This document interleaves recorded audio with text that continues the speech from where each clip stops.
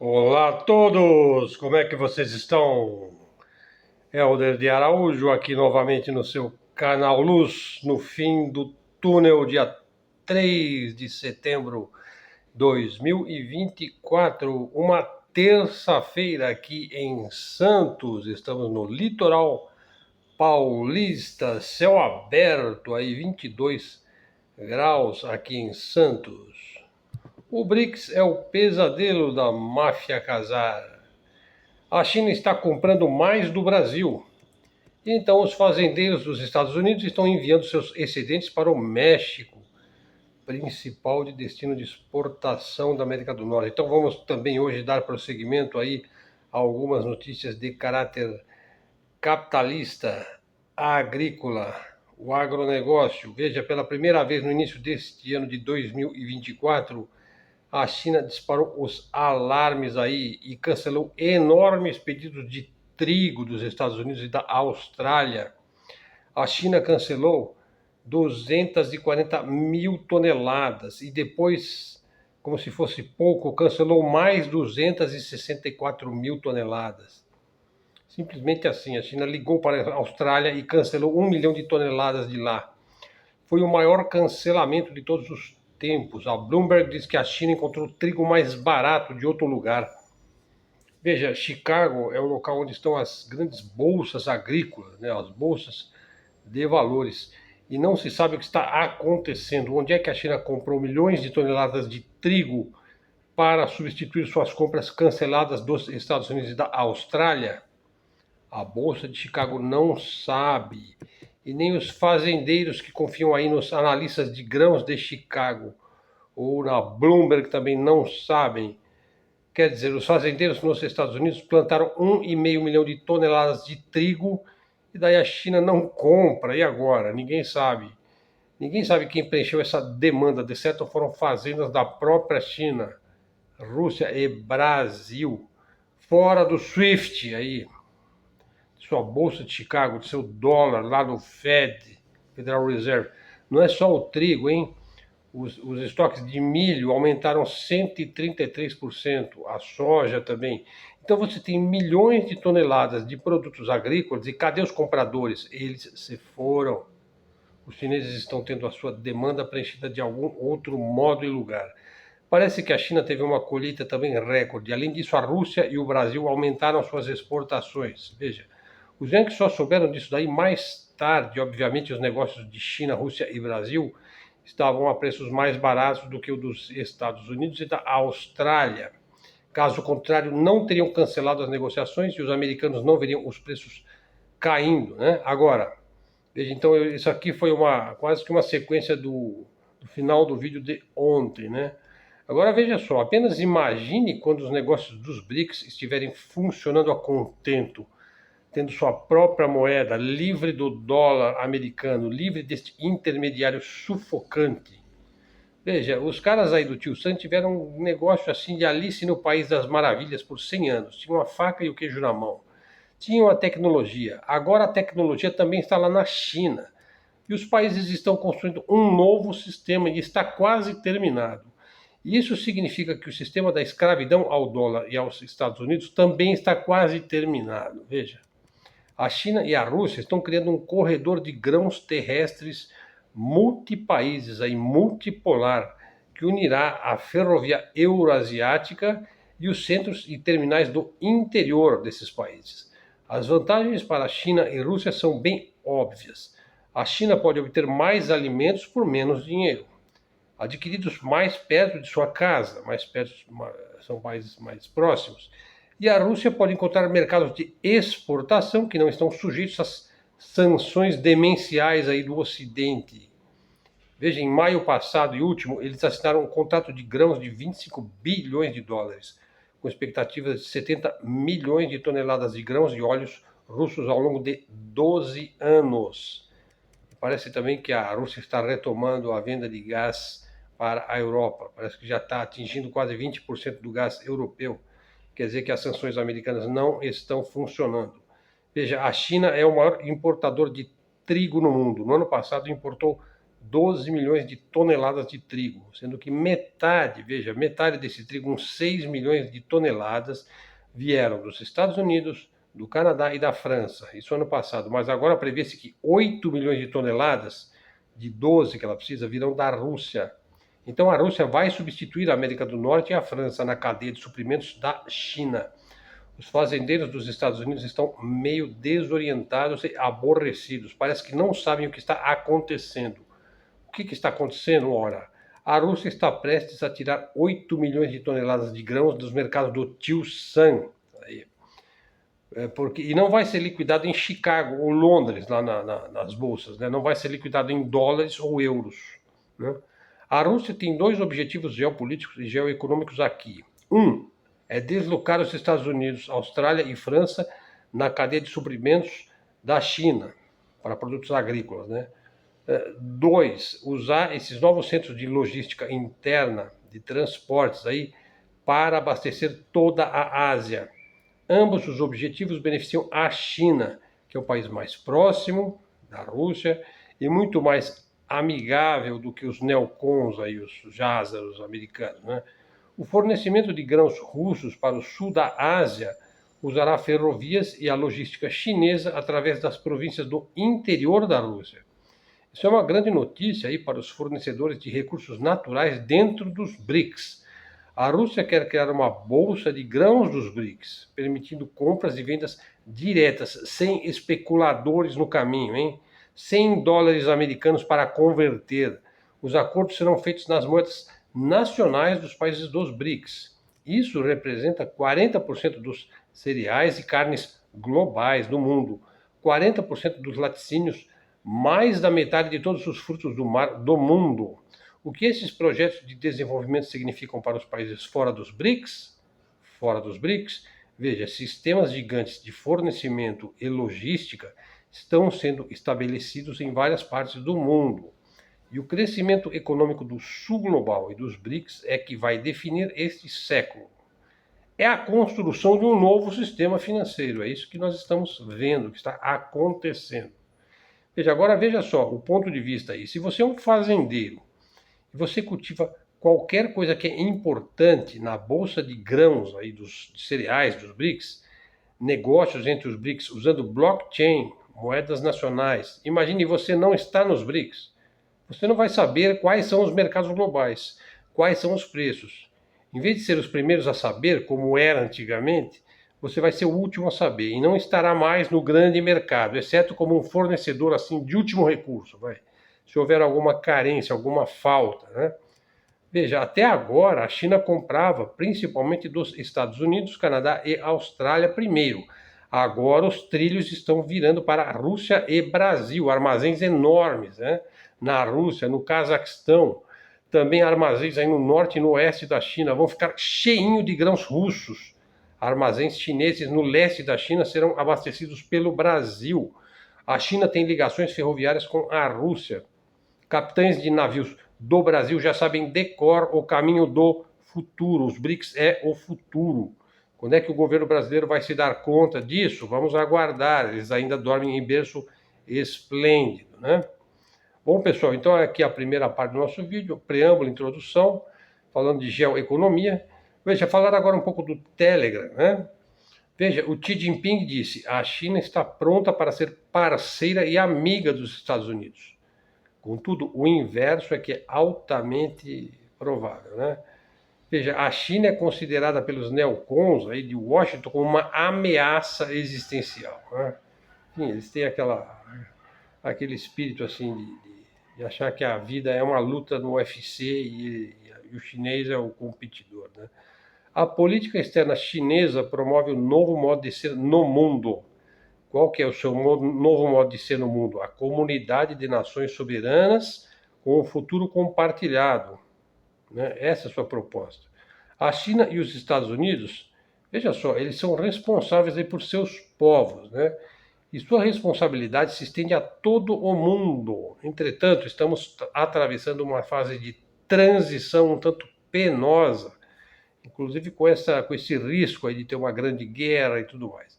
O hegemon, que é um dos apelidos que se dá aos atlanticistas, a máfia khazara, O hegemon também diz respeito aí ao excepcionalismo americano, enfim, essa política aí de expansionismo ocidental coletivo para o mundo inteiro, esse mundo baseado no dólar, baseado em guerra sem fim, né?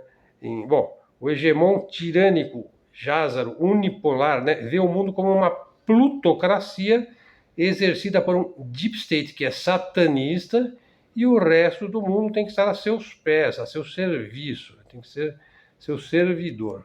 Bom, o Jake Sullivan, conselheiro de segurança nacional dos Estados Unidos, veja, Jake, seu nome mesmo é Jacó, né? Ele é um Jázaro, né? Jacob, né? Segundo o geopolítico Alfredo Jalife. Pois bem, o Jacob Sullivan vem pressionando a China de vários modos. O Jacob Sullivan, o Jake Sullivan, esteve com o general Zhang Youxia, vice-presidente da Comissão Militar Central da China. Daí o Zhang disse ao Sullivan, na lata, assim, ó, você fique longe de Taiwan, viu? O Sullivan parecia uma galinha tonta depois da reunião. Eles estão acostumados aos norte-americanos, né? Norte-americanos sempre hipnotizados e submissos aos interesses dos Zion, né? Você sabe bem o que é, né? Bom, após o general Zhang, o Jacob, aí o Sullivan esteve com o ministro das Relações Exteriores, Wang Yi. E o Wang Yi disse: os Estados Unidos e a China não fizeram progressos nas negociações para encontrar uma solução para a crise na Ucrânia. Claro que não encontraram, né? Não é o objetivo dos fanáticos Zions, né, os neocons. Buscar paz para esse cara seria motivo de riso, né? Eles vivem de guerra, vivem de subversão, né? Bom, só que Pequim enxerga além das maquinações maquiavélicas aí, imperiais aí dos Estados Unidos. Veja, os Estados Unidos vêm transgredindo todas as linhas vermelhas russas, né? Veja, Moscou não responde de forma devastadora às provocações. Moscou não quer a Terceira Guerra Mundial. Quem sonha com a Terceira Guerra Mundial é a máfia globalista, aí, com essa sua obsessão de controlar o crescimento demográfico. Né? Eles não falam outra coisa. Né? A paciência do Vladimir Putin é digna de um taoísta. Né? A paciência do Xi Jinping é confucionista, né? A única maneira de definir. A China está de volta. Eles deram a volta por cima.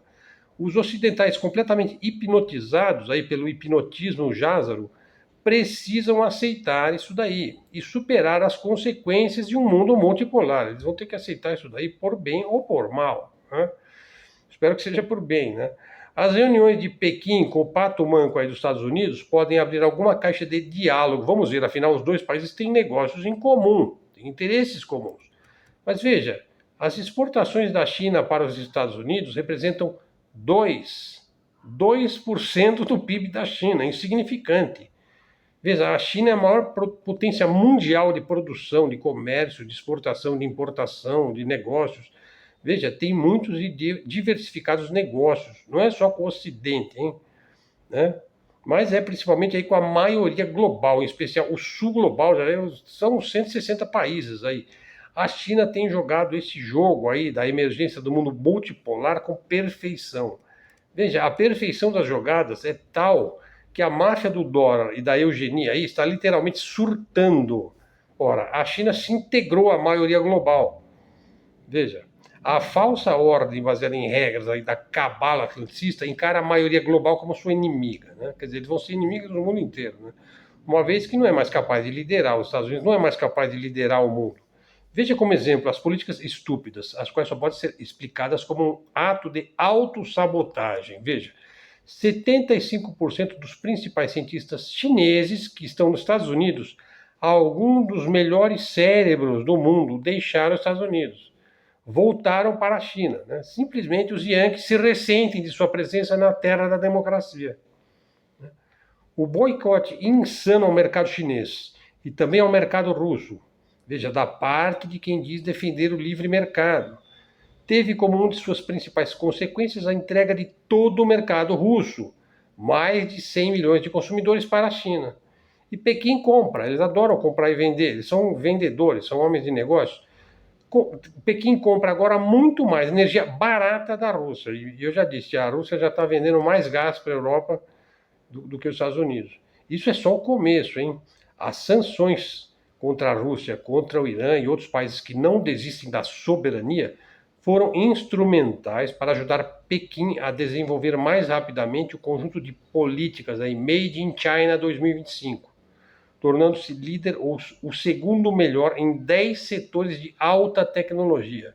Veja, ou ela está no topo ou ela está em segundo, nas 10 principais setores aí da alta tecnologia. Talvez eu faça um vídeo sobre esse tema, hein? O próximo estágio são os vários passos em direção à desdolarização, que é um projeto que a gente sabe é lento e gradual, incluindo também aí a expansão do Petro-Yuan, que eles estão fazendo negócio diretamente com os árabes, hein? Arábia Saudita. A China está realmente de volta e vai permanecer por muito tempo. Eles veem o mundo em termos de séculos e milênios, né? Não é de se admirar que isso seja uma ofensa aí para a plutocracia imperial, né? Tremendamente soberba e racista, né? E os seus vassalos aí atlantistas, né? Esse conluio aí da OTAN, G7, máfia casara, essa porcariada toda aí, né? Estamos avançando lenta e seguramente em direção ao estabelecimento de um novo sistema mundial administrado por estados civilizacionais soberanos, à frente dos quais estão a China, a Rússia e o Irã, a antiga Pérsia, hein? A estrada, no entanto, será longa e repleta de armadilhas, de percalços, de sabotagens armadas pela máfia dos Ions. Haverá, com absoluta certeza, muitos contratempos desagradáveis. Vamos abordar um exemplo de pedra no meio do caminho. Veja, todos vimos o boicote dessa atual saga judicial, tecnológica, geopolítica aí do Pavel Durov. Então vamos ao tema aqui, já a segunda parte do vídeo. Vamos analisar um pouco isso daí. Veja, o Telegram, veja, é um assunto que na verdade é sobre geopolítica, né? E também sobre liberdade de expressão.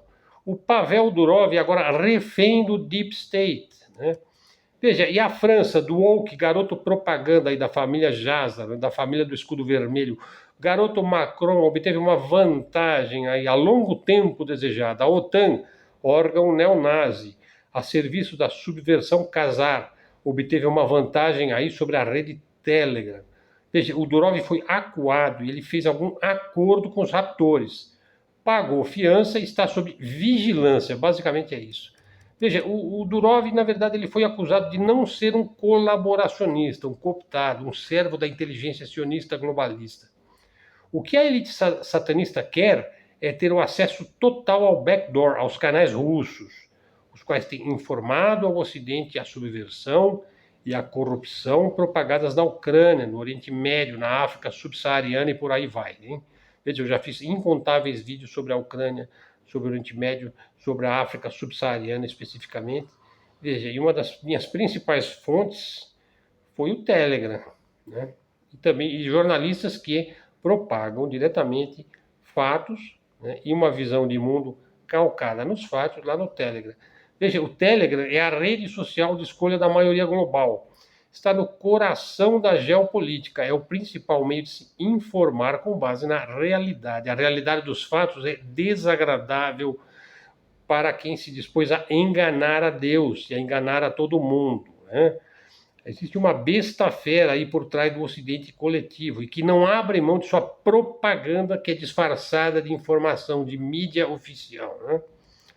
Veja, a mídia oficial do Ocidente ela é controlada aí por cinco pessoas, né? Todos eles ázaros, né? O Telegram também é amplamente usado na Rússia por órgãos públicos e militares. É quase certo que o Pavel Durov não tem as lendárias chaves de criptografia do Telegram, mas o irmão dele, que é um gênio da matemática, o Nikolai Durov, ele tem essas chaves de criptografia. Veja, ninguém sabe exatamente os termos do acordo que levou à semi-liberdade aí de Pavel. O que está claro é que algum tipo de concessão foi feita. E o Durov evitou aí ser transformado num Assange 2.0, né? Essas concessões podem incluir a entrega de informações que não comprometam segredos de Estado russos.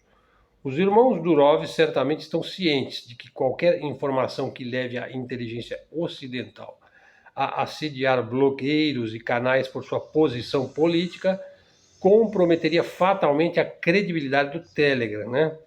Dependendo de como a investigação aí da mega burocracia francesa prosseguir, E se o sistema decidir levar o Durov a julgamento, ou mesmo bloquear o Telegram na União Europeia, acredito que isso só vai beneficiar o Telegram globalmente. Então, se ele for bloqueado na Europa, melhor para nós aqui, porque aqui no Brasil não vai ser bloqueado, né? Espero que não, né? O Brasil acaba de dar um grande passo, última parte do nosso vídeo aqui, no setor da mineração. Uma nova jazida de ouro, veja, a terceira maior jazida de ouro do Brasil, foi descoberta aí no estado do Pará.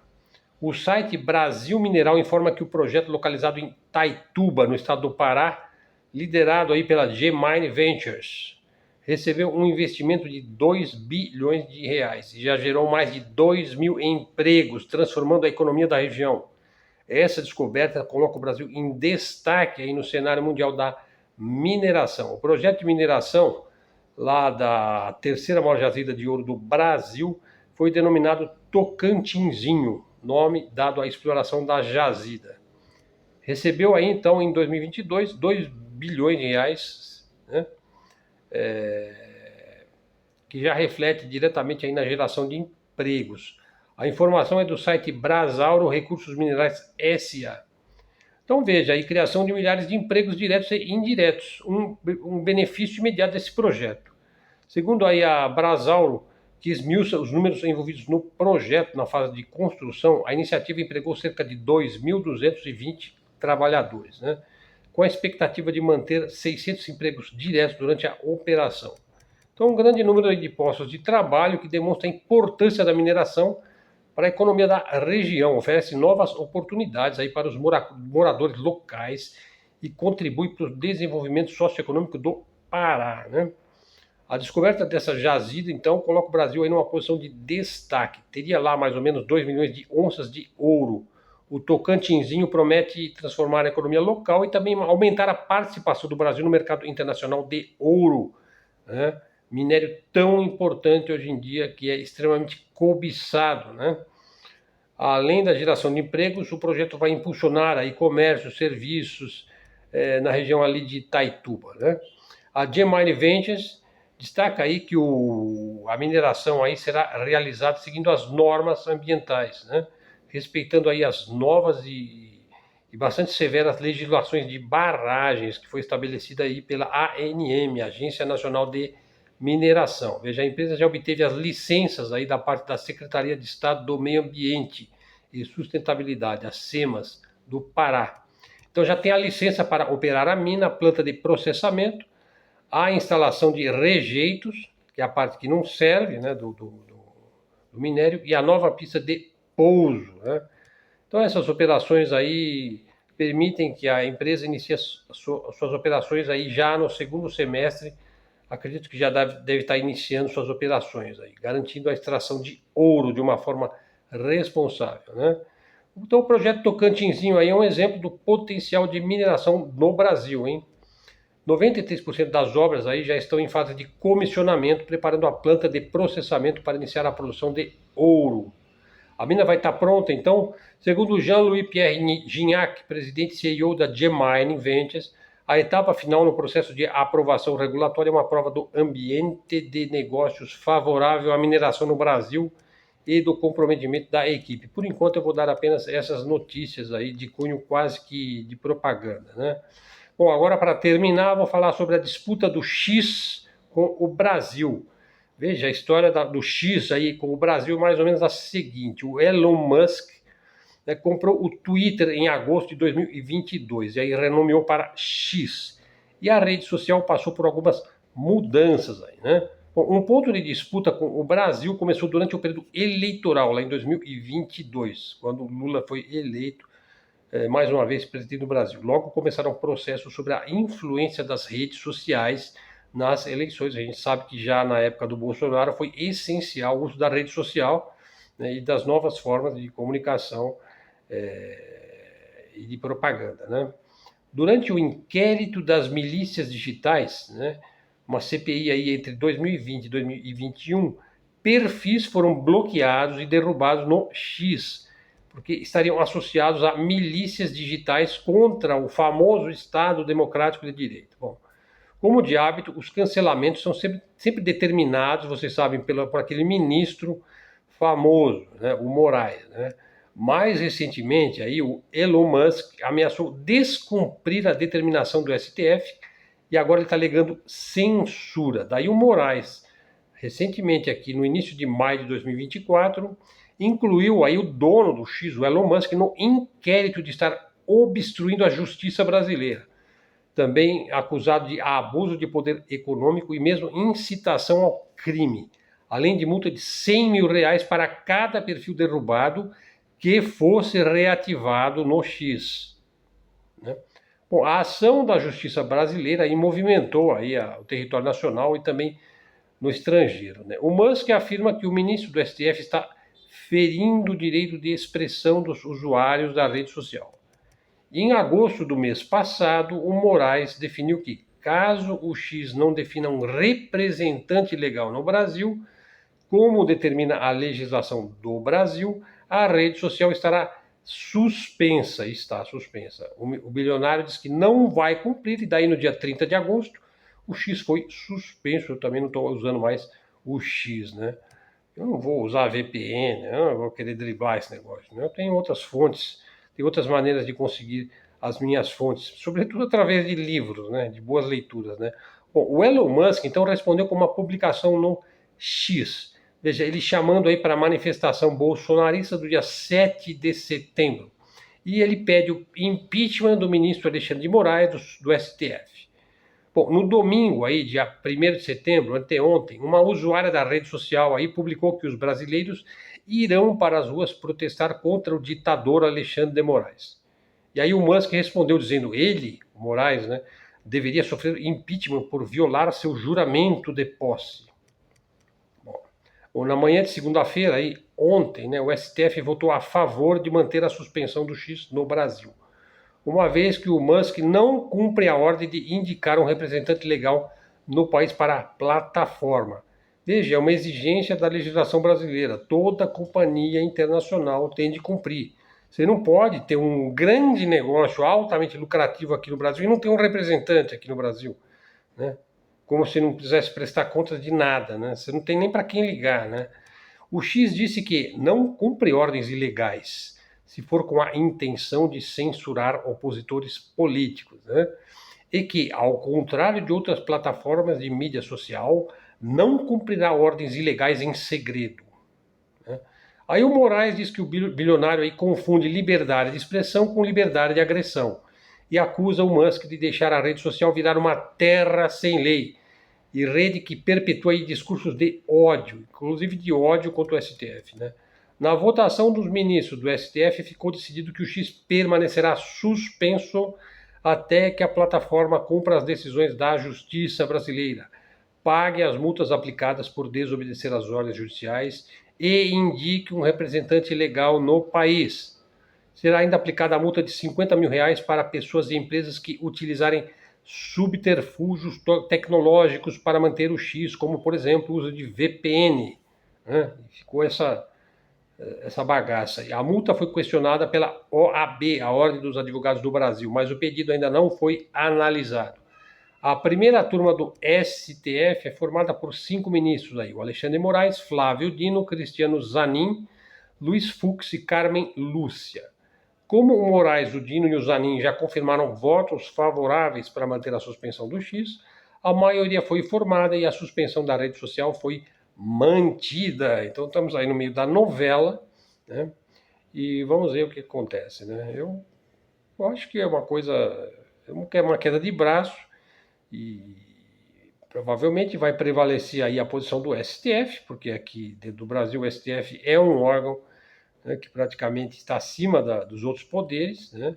E, na minha opinião, não vai acontecer absolutamente nada com o Moraes, o STF vai ganhar essa daí, o Elon Musk vai ficar bradando lá e vai dizendo que ele é o rei da liberdade, que ele é o rei da cocada branca, né? Enfim, vamos ver como é que vai ficar, né? Também que chamou a atenção essa semana aí foi os candidatos aí à prefeitura de São Paulo, né? Mais um show ali show de lacração e de cortes ali. enfim, o candidato aí dito da extrema direita vai dando o seu show e vai angariando mais votos e vai crescendo e vai melando o jogo também, o jogo convencional da política tradicional, né, baseado em grandes somas aí de dinheiro de fundo partidário, de fundo eleitoral, né, dinheiro dos brasileiros, né, dinheiro dos impostos aí que vai para manter essas candidaturas, esse sistema que para mim já está viciado, já está bichado, essa coisa aí de ter que pertencer a um partido para ser candidato a presidente. Eu sou a favor de liberar isso daí, como é liberado, por exemplo, nos Estados Unidos. Não que eu acho que os Estados Unidos é uma maravilha, não acho. Eu acho que nos Estados Unidos tem mais segurança jurídica do que aqui no Brasil. As pessoas são muito mais ricas, né? E as pessoas procuram muito mais direitos, tendo advogados e tudo mais, do que aqui, né? Aqui, por exemplo, você ter um advogado você já faz parte aí de um segmento privilegiado aí, né, dentre os brasileiros, né? Bom, então assim, vamos vendo essa novela aqui na Prefeitura de São Paulo. Isso aí já virou um show que vai indo em direção ao cunho aí de rede social, de lacração de internet, de essa coisa que, veja, eu acho que em algum momento vai ter que ser liberado essa questão de que a internet faz parte do jogo e quem sabe melhor usar a internet, sorte dele, entendeu? E quem não sabe, né, que aprenda, que desenvolva esse lado, né? Minha opinião. Aliás, eu vou ser mesário, né, no dia aí, em outubro, né, na eleição. Eu vou me divertir bastante, porque eu estou lá para me divertir e também para atender aí os nossos eleitores, né. E geralmente eu fico sabendo de coisas ali também, né. Por exemplo, a tendência do eleitor, né. Claro, é totalmente proibido que eu faça qualquer tipo de propaganda ali, né. Ou mesmo a partir desse mês eu já nem posso mais estar dando a minha. Claro, não vou declarar voto em ninguém, né? Vou simplesmente fazer as minhas análises aqui no nosso canal, aqui tentando lançar uma luz nessa questão aí. Eu acho que está todo mundo tentando derrubar o candidato aí dito da direita, né? E que está angariando também os votos da direita bolsonarista. Acho que o Bolsonaro está perdendo uma grande chance aí de prestigiar um candidato que representa o novo aí, ó. Não o partido novo, né? Mas digo o novo em termos da maneira de fazer política, que é uma maneira lacradora, polarizadora, né? E também a pessoa tem muita habilidade aí para fazer do próprio sistema ali dos candidatos ali como uma espécie de coaching, né? Coisa que ele faz muito bem, aliás, né? Então eu acho assim, em vez de você tentar calar aquela pessoa e demonizá-lo e criticá-lo, era melhor que eles fizessem aí um tipo de propaganda eleitoral que não tivesse réplica e tréplica, nada disso. Então vai lá, o pessoa que está lá faz a pergunta é feita, cada um dá a sua resposta e fim, acabou, não tem diálogo, não tem nada. Cada um que faça a sua proposta, que faça a sua explanação ali, sei lá, 2 minutos para cada vez uma pergunta diferente, todos falam. Se um quiser ficar falando do outro, acabou, não vai ter réplica, não vai ter tréplica. É pergunta e resposta. E fale sobre os programas de governo, é só isso. Por que eles não conseguem fazer isso? Porque mesmo essas televisões adoram a lacração, por isso eles criticam aquilo lá, mas eles não sabem viver sem aquilo lá. E eles não falam de outra coisa. Então isso acaba dando mais argumentos para a pessoa que eles mais criticam aí. A pessoa vai crescendo aí nas eleições. Então vamos ver. Bom, eu não acredito que vai ter vitória no primeiro turno. Eu, sinceramente, não acredito. Eu acho que vai para o segundo turno. Então a coisa vai ficando interessante, né, pessoal? Bom, então vamos aqui acreditando que vai ter luz no fim do túnel. Vamos tentando lançar essa luz aqui. Prestigie o nosso canal, pessoal. O nosso canal depende inteiramente do seu apoio, né? Ativar o sininho e dar o like, assim, pessoal, o like é de graça. Sabe? Então, assim, vamos lá, pessoal. Dá uma força aí pro canal, né? Canal atingiu 2.700 seguidores. O canal tá crescendo, 2.700 seguidores. Pessoal, os comentários estão sensacionais. Eu leio todos os comentários, faço também comentários aos comentários. Tragam mais comentários para o canal. Pessoal, divulgue nas suas redes, hein? Não precisa ser no X. Entre lá nessa rede que surgiu aí, Blue Sky. Rede excelente, hein? Já me segue lá, vou te seguir, né? Pessoal, então vamos em frente, hein?